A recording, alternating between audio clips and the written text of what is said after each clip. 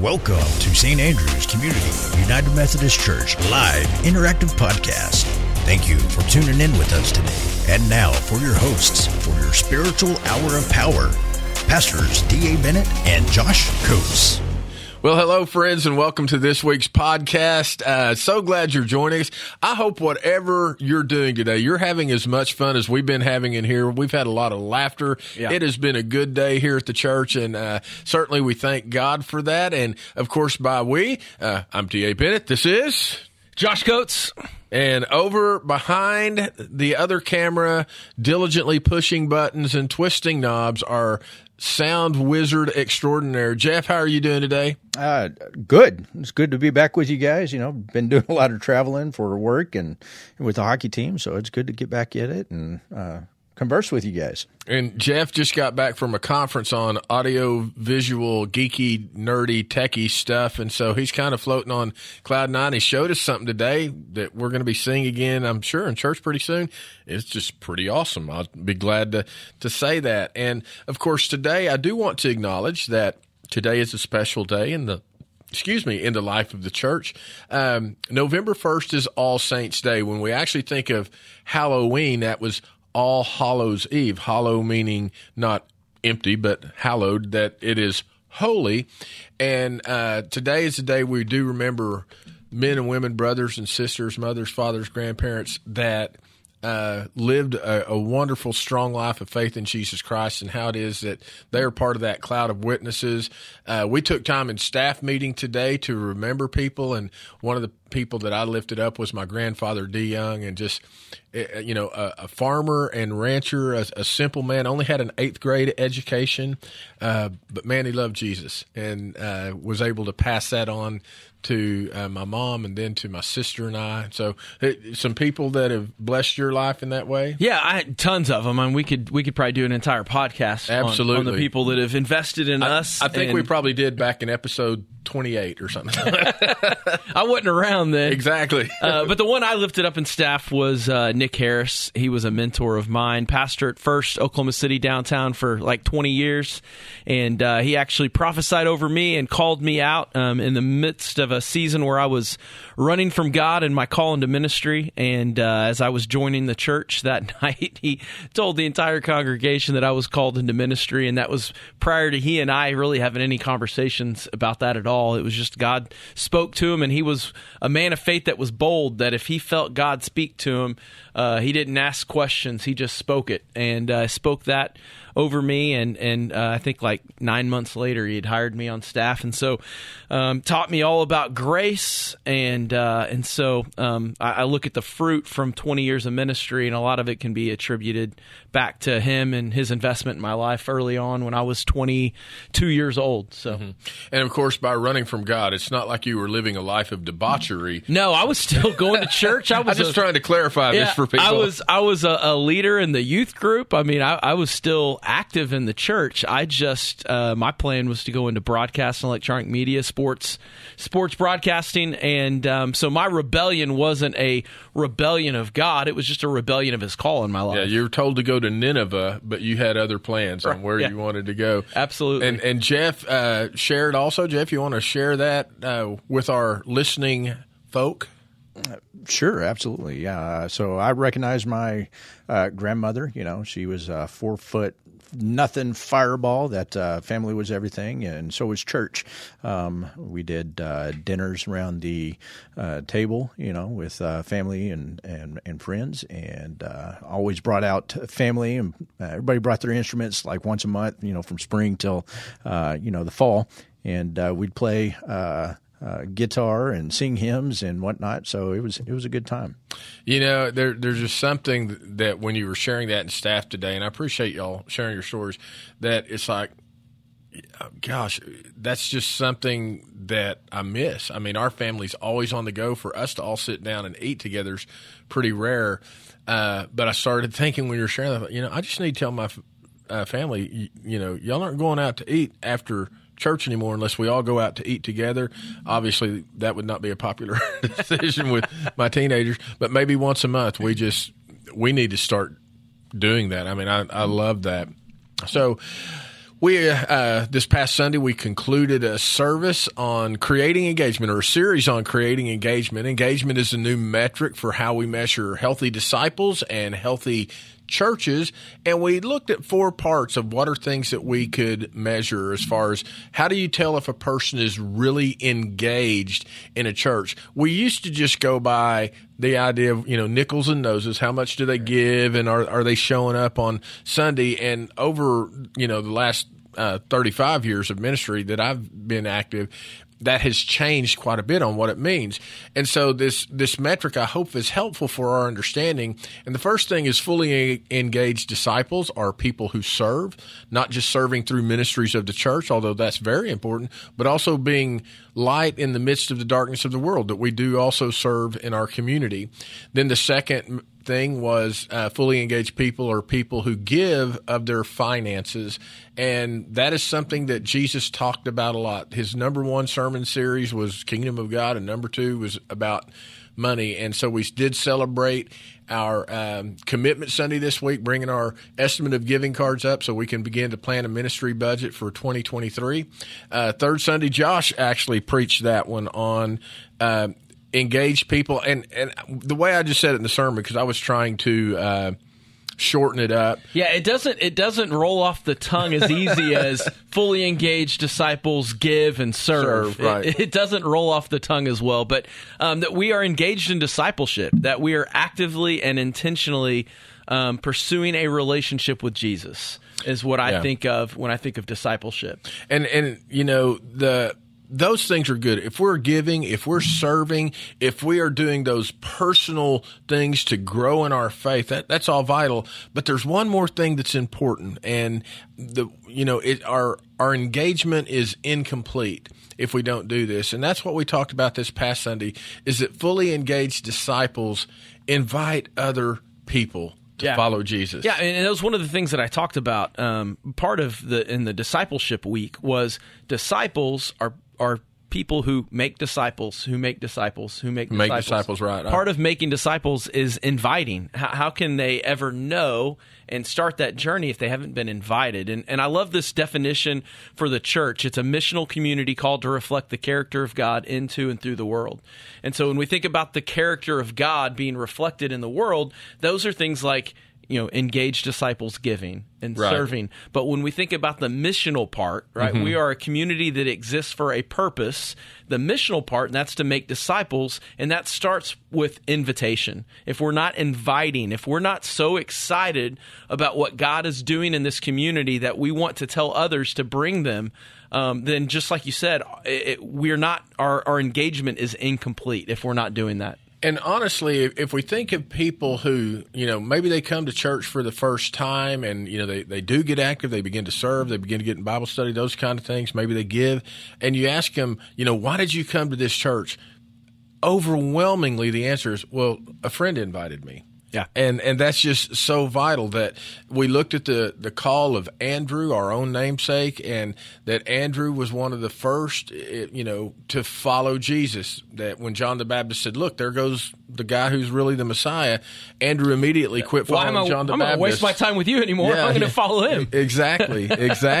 And John was cool with that. I mean, he understood that was his purpose. That was absolutely. But Andrew immediately began to follow Jesus. Didn't take him long to figure out, okay, this guy is the real deal. This is the Messiah. And immediately he invites his brother to come and see and to begin to follow Jesus. And so I like to think of it that because we are St. Andrews, it is in our spiritual DNA that we invite other people to follow. And what's the first thing you do when you go and watch an incredible movie? Yeah, absolutely. I can't wait to tell people about it. Yeah, and I don't want to give a spoiler alert, but I say, man, I think you would I try not to say, oh, you have to go see it. Right. You would really enjoy this movie. Yeah, anytime we see anything or participate in anything that we're just like, oh my gosh, that was incredible, it is instinctive that we immediately want other people to experience that. Oh, you really need to go see this movie, or you really need to go try this restaurant,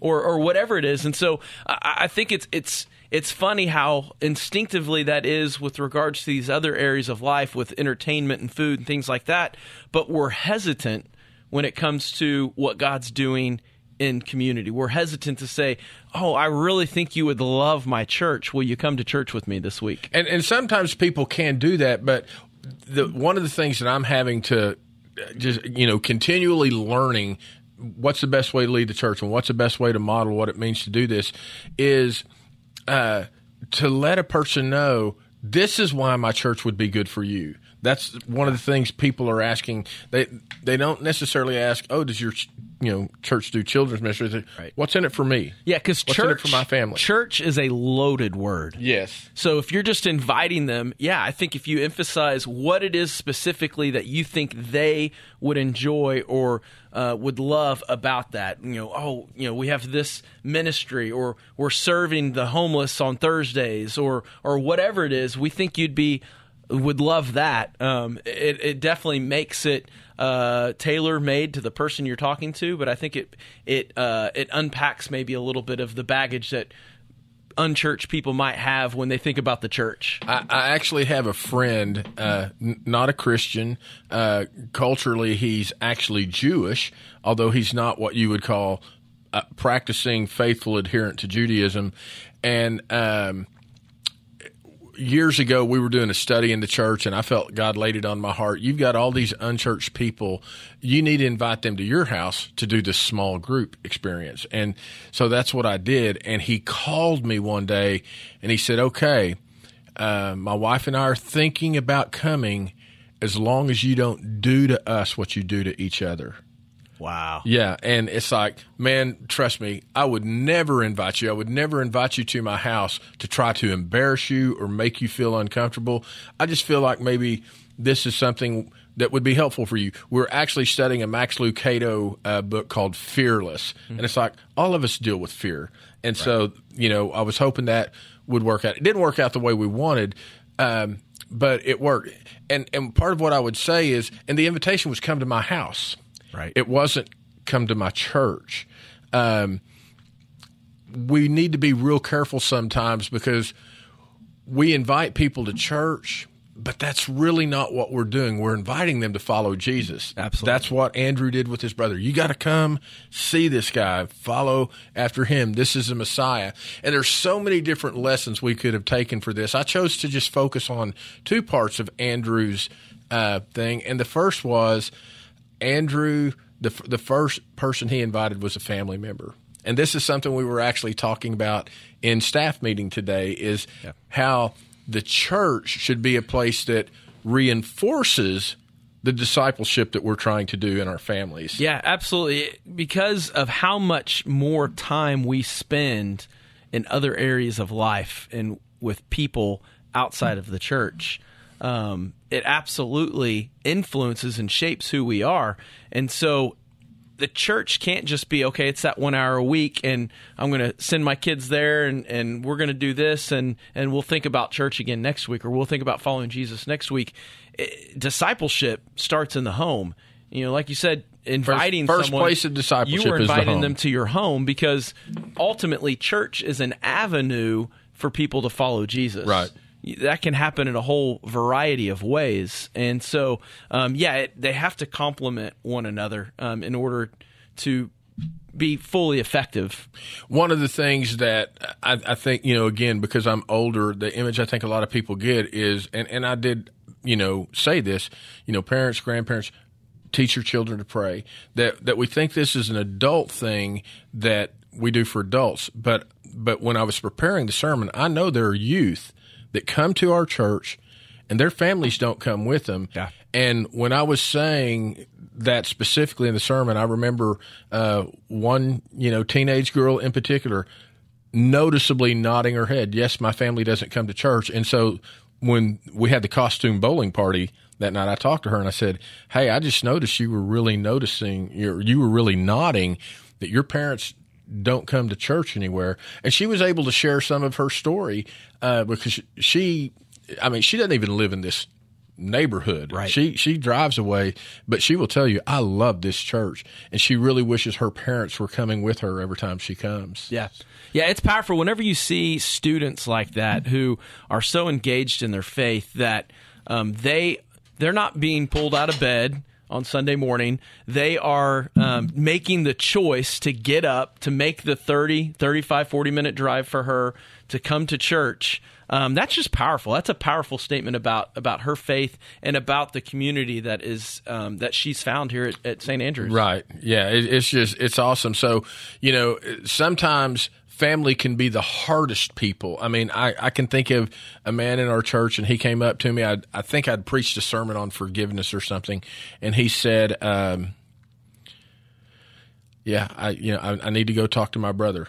And he goes, I have forgiven him, but he hasn't forgiven me, and I want to make things right. It was hard for this man to talk to his brother about things of faith, and he knew the obstacle that had been in their relationship had also become an obstacle between his brother and the Lord. And wanted to write that. I've found part of it too is, and this may be just a personal thing, and maybe no one can relate to this, but I've found that when it can be difficult to bring Jesus into an established relationship that didn't start with a foundation in Jesus. If Jesus is... Okay, I've got to let that marinate a little bit. If the relationship didn't start with Jesus being the center of it or a foundational piece of that relationship, it's awkward and difficult to bring him into the relationship, even if the two people are followers of Christ. And obviously, it's even more so if one is and the other isn't. I appreciate you saying that, because I'm going, okay, yeah, if there's a couple that's dating, say a Christian is dating a non-Christian, and Christ isn't the center of that relationship, for one of them suddenly say, hey, we need to start going to church together, and the foundation is not there, that can be a deal breaker in the relationship. And so I think sometimes those that we're closest with in our families, a lot of those relationships don't necessarily start with you thinking of Christ being in the center, right? Friendships, you meet someone at church camp or at church or whatever, and those are foundational because, I met them at church camp, or I met them at church or whatever. But our family sometimes are the ones that it's difficult to bring Jesus into that relationship because the relationship maybe didn't necessarily start in a way where both people came to it going, well, Jesus needs to be the middle of this. And so it can be really awkward and difficult to have those conversations about forgiveness with a brother or a family member if that hasn't been a part of that relationship. So family, Jeff's grandmother, little 4'0" fireball. Family was everything, and Christ was the center of that. That's just such a beautiful story you shared with us, Jeff. So we went on to look at Andrew because it's not just about family. It's also about inviting others. And one of the things that's very important is that we invite people that others would keep away. And this is a more difficult thing because I think all of us have people that if we see them are preconceived ideas, perhaps our prejudices, perhaps our stereotyping them, might make us reluctant to see them as a person that we would want to talk to about following Jesus. And so who is being kept away? And for me, one of the biggest groups that feels kept away from the church right now are people that we would say have different views of human sexuality.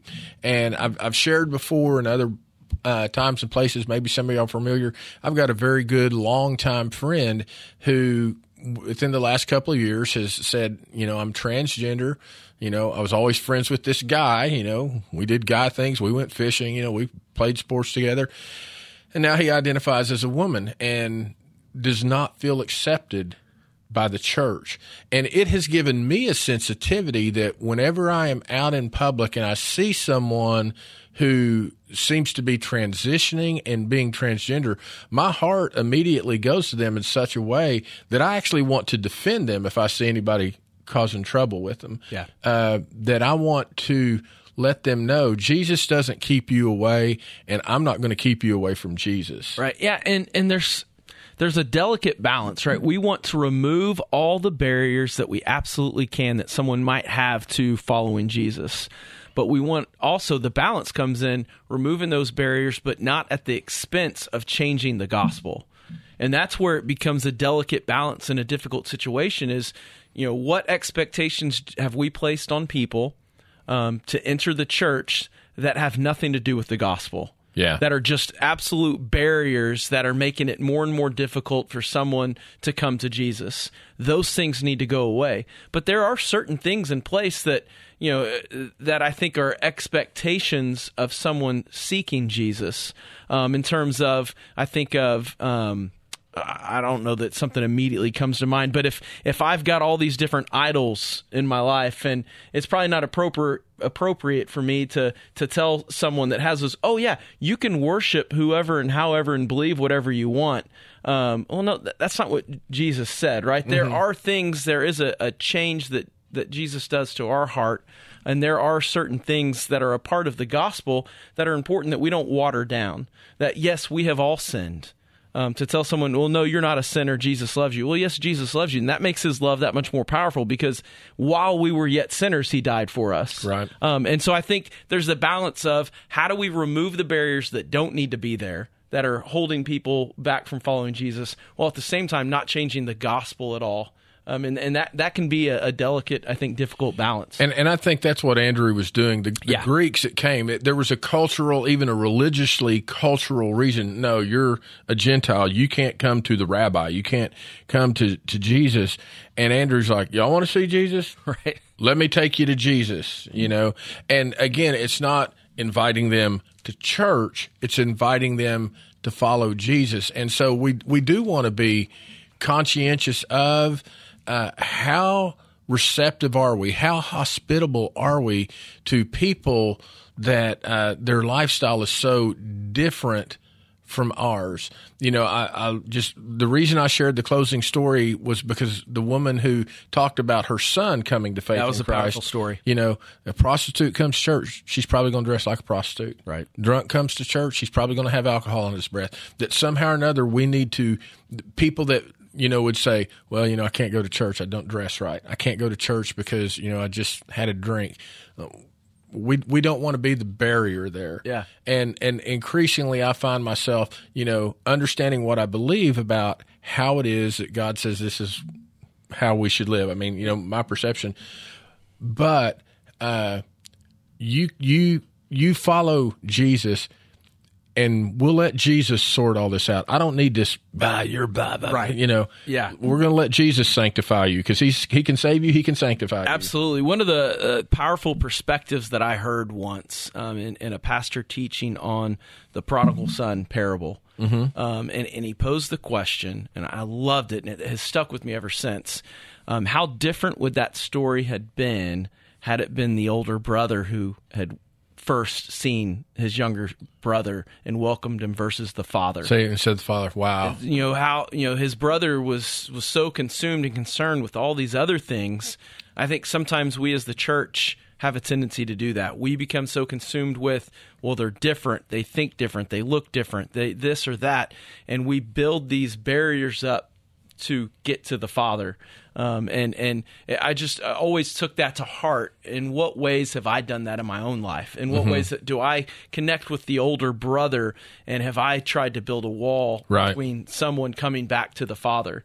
And I just, he asked that question in his sermon, and it's been 20 years ago that I heard that, and it has just stuck with me. And was that Nick? It was not Nick. It was one of the associates. It was Foy Conrad. Foy Conrad. I know the name. I never knew him. Love him. He was a great man. One of the things that we want to remember in this is when we're inviting people to follow Jesus, and maybe that comes out as, hey, would you go to church with me? We get that.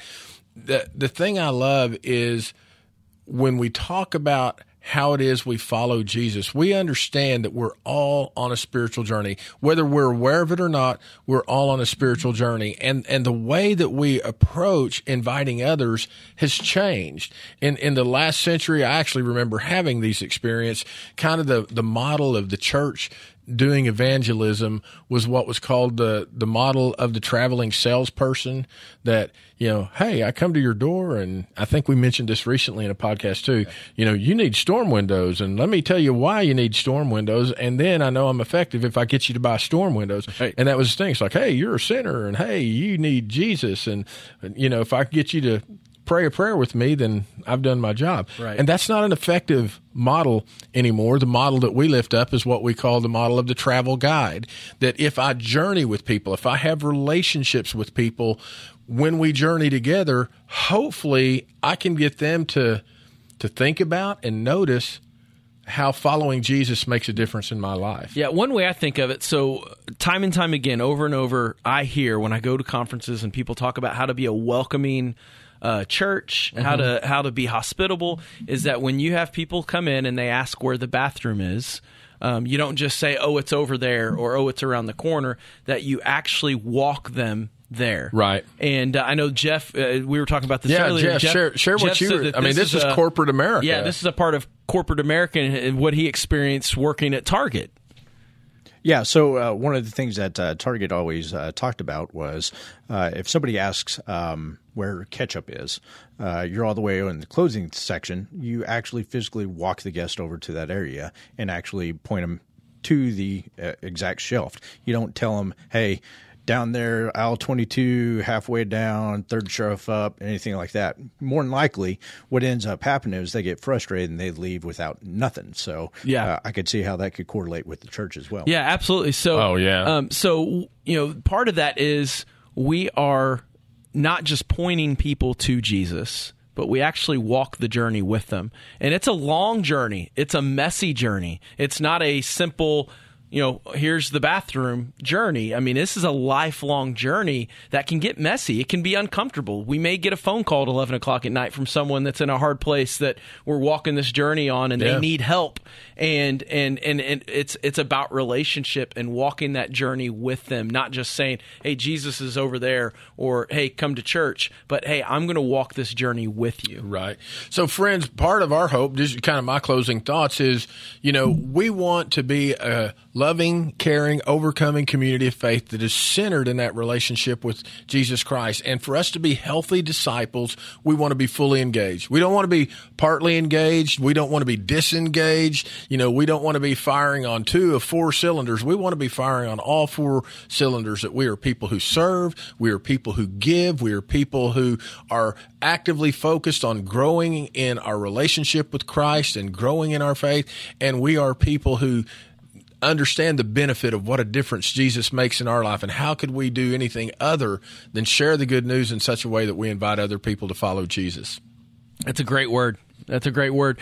Well, we hope that you guys will join us either online or in person. This Sunday, we have 3 services at 8:15, 9:30, and 10:50. The 8:15 and 10:50 services are live streamed, and it's going to be a great Sunday as we kick off a new sermon series on creating our future. And so we're going to begin looking ahead to the great things that we believe God's calling us to as the body of Christ here at St. Andrews. So hope you guys have a great week, and we'll see you here next week.